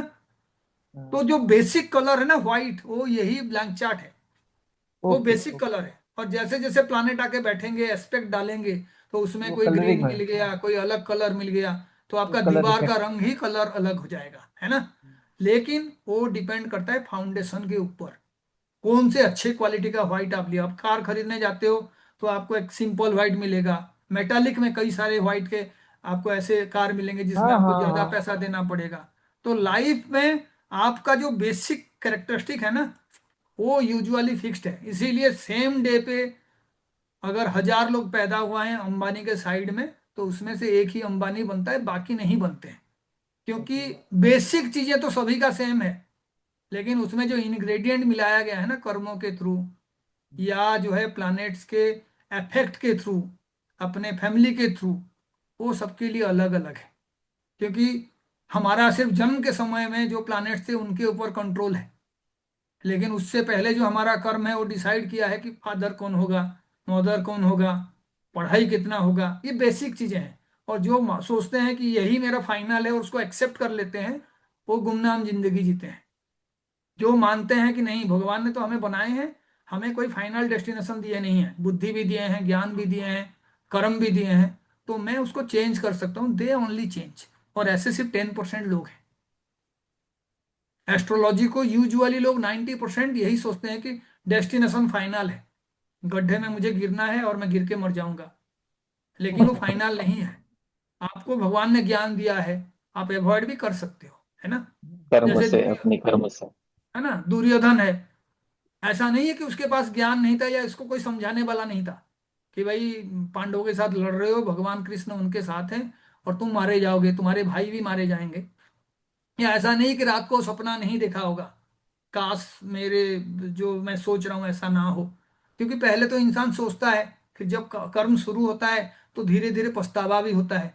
तो उसके जब एक दोस्त मारा गया, दो दोस्त मारे गए, महारथी मारे गए, तो ऐसा नहीं है कि उसको बीच में नहीं लगा होगा कि मैं भी मारा जाऊंगा। लेकिन कई बार होता है, इंसान का मन के ऊपर इतना कम कंट्रोल होता है कि वो यूजुअली कुछ ना कुछ अवगुण का शिकार हो जाता है। अपने जो नेगेटिव यू कैन से हैबिट्स है ना, उसका इंसान शिकार हो जाता है। सभी को पता होता है, एक टाइम में सबका बुद्ध काम करता है, कुछ देर के बाद बुद्ध खराब हो जाता है, तो इंसान कोई काम ढंग से कर नहीं पाता है जो उसको करना चाहिए, है ना। तभी तो बुद्ध जो है सबसे बड़ा शत्रु है। किसी भी कुंडली में जो नैसर्गिक शत्रु कारक प्लानेट है कौन है? बुध। बुध। वो बुध है। क्योंकि वो नेचुरल प्लानेट, वो वहां पे एग्जल्टेड भी होता है। तो कई बार आपको बुद्धि ऐसे लगता है कि मेरे से तो बुद्धिमान कोई नहीं है, और वही सबसे बड़ा मूर्खता का निशानी है। जिस दिन आपको लगेगा कि मेरे से बड़ा कोई नहीं है, तो फिर आप समझ जाइए कि आपका पतन वहीं से शुरू हो जाता है। तो इसीलिए बुद्ध जो है मैक्सिमम लोगों का पतन कराता है। किसी का बात नहीं सुनना, अपने ही बातों पे कायम रहना। तो इसीलिए वो जो दुर्योधन जैसे लोग होते हैं, उनके वो 6th हाउस बहुत पावरफुल होता है, ओवरलोडेड होता है। हर किसी से दुश्मनी करेंगे, जो अपना सोचे उसको बिल्कुल बदलेंगे नहीं, बिल्कुल फ्लेक्सिबिलिटी नहीं है, और ultimately death is the final punishment. तो इसीलिए हमेशा कहते हैं किसी भी कुंडली में बुद्ध खराब हो गया ना, तो उसको और किसी का रिमेडी नहीं करना चाहिए, सबसे पहले बुद्ध का रिमेडी करना चाहिए। क्योंकि अगर आपका बुद्धि स्थायी हो गया, सही जगह पे आपने लगा लिया, तो फिर वो प्रोफेसर वाला जो एग्जाम्पल मैं दिया हूँ, बहुत ज्यादा ज्ञान होने से कोई फायदा नहीं है। प्रैक्टिकल नॉलेज आ जाएगा, और बुद्धि वो प्रैक्टिकल चीजों को बताता है कि मुझे एक चीज आता है, लेकिन मैं उसको ऐसे जगह पे यूज करूंगा जिससे मेरा लाइफ बदल सकता है ना। तो आप देखिए, कोई भी राशि के लिए ना इस तरीके का स्टडी होना जरूरी है। किसी भी राशि में आप जाइए और देखिए उसका नेगेटिविटी क्या होगा। जैसे मानिए मैं अभी यहाँ पे ये साइन कर दिया और मैं पूछूंगा इसमें कौन नेगेटिव होगा, तो आप आंखें बंद करके कह सकते हो सर ये जेमिनाई है, और यहाँ पे ना ये जो स्कॉर्पियो साइन है ये उसका दुश्मन है। तो स्कॉर्पियो का लॉर्ड कौन है? मार्स। मार्स। मार्स। तो जेमिनाई वाले का एक्चुअल दुश्मन कौन है? जो मार्शियन एनर्जी है। कौन सा एनर्जी? पॉजिटिव एनर्जी कभी भी किसी का दुश्मन नहीं होता, नेगेटिव एनर्जी दुश्मन होता है। तो मार्स का कौन सा नेगेटिव एनर्जी है? इम्पल्सिवनेस, गुस्सा। Impulsiveness, anger. गुस्सा, किसी भी तरीके से बहुत जल्दी एक्शन लेना, कुछ भी बोल देना, सारे मार्स का कैरेक्टरिस्टिक है। एनर्जी उसके पास बहुत ज्यादा है, तो वो क्या करेगा? दुश्मनी बना लेगा, क्योंकि एनर्जी वहां पे प्लेस हुआ है। और मार्स का मतलब एक्शन है। तो कौन सा एक्शन वो लेगा? जो चीजें उसको लाइफ में दुश्मनी दे सकते हैं वो सारे वही एक्शंस लेगा। तो बुद्ध वाले यूजुअली लड़ाई झगड़ा जो है बाय डिफॉल्ट उनका होता है, जो जेमिनाई वाले होते हैं, है ना। लेकिन वो चीज को सप्रेस भी कर पाएंगे। तो ये सप्रेस करने का अच्छा गुण है। आप मेरे दुश्मन हो लेकिन मैं मुंह पे नहीं बोल रहा हूं तर आप दुश्मन हो, इसका मतलब आई एम इंटेलिजेंट, मेरा बुद्ध सही काम कर रहा है। लेकिन मैं मानो बोल ही दिया अरे आपसे तो मेरा बहुत बड़ा दुश्मनी है, तो अगर नहीं भी होंगे तो आप दुश्मन बन जाओगे। बुद्ध जो है, बुद्धि है कि आप कौन से नेगेटिव टेंडेंसी को छुपाओगे और कौन से अच्छे टेंडेंसी को जो है आप शोकेस करोगे, है ना। इसीलिए बुद्ध कम्युनिकेशन का कारक है, कम्युनिकेटर है। तो बुद्ध अगर आपका लग्नेश बन गया तो you are a very good communicator, अगर बुद्ध आपका सही है। लेकिन वो स्पॉइल कब होगा? जब बुद्ध के राशि में नेगेटिव प्लैनेट्स आ जाएंगे। बुद्ध जो है यहाँ पे देखिए 2 हाउसेस का स्वामी है, कौन कौन से? Lagna and First and fourth. तो ये बहुत ही बढ़िया योग कारक प्लैनेट हो गया बुद्ध, है कि नहीं। अगर Okay. योग कारक प्लैनेट हो गया बुद्ध, लगन का भी स्वामी है, तो उसको कौन सा चीज से कंट्रोल करना चाहिए? 8 साइन वाला रिलेटेड चीजों से जो है किसी ना किसी तरीके से उसको नुकसान होगा। तो 8 साइन जो है रिलेशनशिप का भी है ना। फिजिकल रिलेशनशिप 8th हाउस से देखा जाता है। नैसर्गिक काल पुरुष कुंडली में ये उसी साइन को रिप्रेजेंट करता है। 8th हाउस सिक्रेसी का भी है। 8th हाउस जो है किसी तरीके का एंसेस्ट्रल प्रॉपर्टी से रिलेटेड है। तो यूजुअली आप देखना ऐसे लोगों का एंसेस्ट्रल प्रॉपर्टी से रिलेटेड कोई ना कोई केसेस इश्यूज बनता है, क्योंकि हम कोर्ट केसेस भी 6th हाउस से देखते हैं, मंगल से रिलेटेड है। तो किसके साथ कोर्ट केसेस हो सकता है? भाई. भाई भाइयों छोटे भाई के साथ, क्योंकि मंगल छोटा भाई है ना। अब मंगल का नेचर हम देख लेते हैं। अगर मंगल आपका 11th का भी लॉर्ड है तो आप सोचते हो कि मुझे लड़ाई झगड़ा से ही गेन होगा, लेकिन यूजुअली गेन नहीं होता है, नुकसान होता है। ये आपका गेन का लॉर्ड है, ठीक है। लेकिन आप देखो गेन का लॉर्ड होने के बाद भी लड़ाई झगड़ा से कौन से हाउस पे है? 6, 8. 6 से तो ये ट्रांसफॉर्मेटिव होता है ना, यानी आपके हालत को बदल सकता है। खराब है तो अच्छा कर सकता है, अच्छा है तो खराब कर सकता है, या सिंपल खराब है तो बहुत खराब कर सकता है। क्योंकि ये जो 6 साइड वाले हैं ना, इनमें एक्चुअल में कैलकुलेशन चलता नहीं है, ये मिस्टीरियस हाउसेस और मिस्टीरियस रिलेशनशिप है। कोई भी प्लानेट जो आपसे 6-8 वाला रिलेशन बना रहा है आपके पर्सनालिटी से, वो आपके लाइफ में मिस्टीरियस होता है। क्योंकि 6 वाला भी आपसे 6-8 रिलेशन बनाएगा और 8 वाला भी 6-8 रिलेशन बनाएगा, है कि नहीं। तो बताओ इनके लिए मिस्टीरियस कौन होंगे? मार्स तो देखने से पता चल जाएगा, एक तो मंगल वाले भी होंगे, एक शनि वाले भी होंगे, है कि नहीं। शनि उसका फ्रेंड है, लेकिन शनि आपसे ज्यादा उम्र के लोगों को भी बताता है, एज ओल्ड लोगों को। मिस्ट्रियस रिलेशनशिप है, आप समझ ही नहीं पाओगे उनको कि वो आपके दोस्त हैं या दुश्मन है। शनि का जो हाउस है वो कर्म के हाउस को भी बाय डिफॉल्ट लगाता है। तो आपके कॉलीग ऐसे होंगे जो आपके पीठ के पीछे आपको परेशान करने का प्लान करेंगे, और कॉलीग ही ऐसे होंगे जो आपको लाभ भी दिलाएंगे, क्योंकि आपका मिस्टीरियस नेचर जो है आपको लाभ भी दिलाएगा। बात समझ रहे क्यों कनेक्ट कर रहा हूं मैं? जी सर. जो आपका 8th वाला टेंडेंसी है, that is also the Lord of the 9th, भाग्य को भी बताएगा शनि। तो शनि प्रैक्टिकल प्लानेट है, मैंने बोला था। तो पहले कौन सा नॉलेज आपका होगा? 10th वाला, वो पहले आ रहा है। मैरिज हो गया, कार्मिक रिलेशनशिप है, स्पाउस कैसा होगा? तो आप देखो ये जो 9th साइन है ये जो है उसके लिए बाधक है कि नहीं? हाँ जी या सर. नहीं? हाँ। तो जुपिटर इसीलिए बाधक है. हाँ, तो ये चीजों को आप आगे यूज करेंगे, और जो है इस तरीके से आप चार्ट्स को रीड करेंगे। तो आगे हम एक दूसरा क्लास भी लेंगे इसको आगे अब समझाने के लिए, ठीक है। आज के लिए काफी ज्यादा हो गया है, तो शुड फिनिश द क्लास। कल एक क्लास होगा and I will finish this, ठीक है। लेकिन आप इसको यूज करिए, सीखने का कोशिश करिए, ताकि हम अलग अलग साइन के लिए यूज कर सकते हैं, और आपस में बात करके कोई भी साइन के लिए एनिमी कौन बनेगा, नेचुरल टेंडेंसी एनिमी का क्या होगा, और उनके जो हाउसेस के स्वामित्व के हिसाब से वो आपके लिए अच्छे हैं या बुरे हैं, वो आप देखना शुरू करें, ठीक है। आज के लिए इतना ही, और सभी को मेरा नमस्कार। Thank Thank you you, very much. sir. नमस्ते Thank you, thank you sir. Pranam, Thank sir. you, sir. Pranam, Hare sir. Krishna. Good. नमस्कार नमस्कार।